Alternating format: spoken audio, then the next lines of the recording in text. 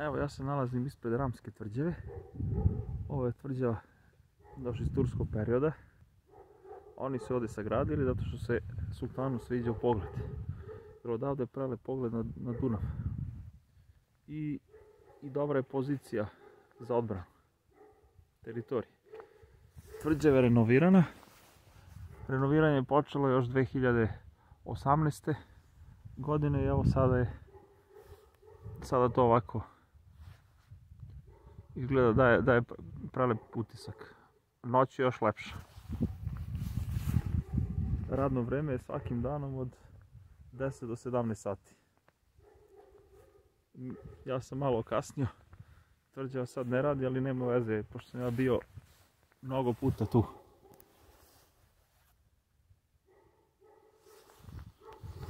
Ulaznica za tvrđavu je 300 dinara. Ako se gleda u evrima, to bi bilo 2 evra i nešto malo, 2,5 skoro, tako otprilike dođe cena ulaznice. A stvarno je prelepa tvrđava.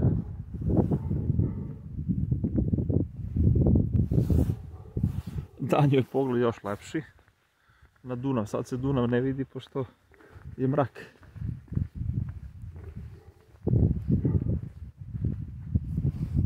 Ne vidi se mrak. Ovdje dole, pored mene, nalazi se kafana Lederata.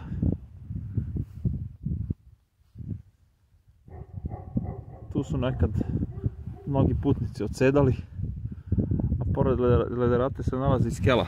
Ovom skelom može da se pređe u Banatsku Palanku i da se ide za Vršac.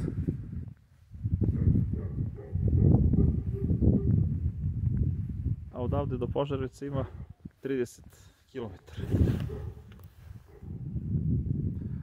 Evo pogled na tvrđavu sa druge strane. Nisam još napomenuo da je Ramsku tvrđavu sagradio turski sultan Bajazid II.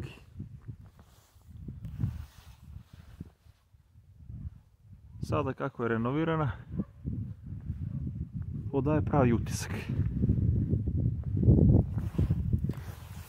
A sad ću polako da se spustim ovim stepeništem, zato što se dole nalazi spomenik vojniku iz Prvog svjetskog rata. Pa idem i do njega.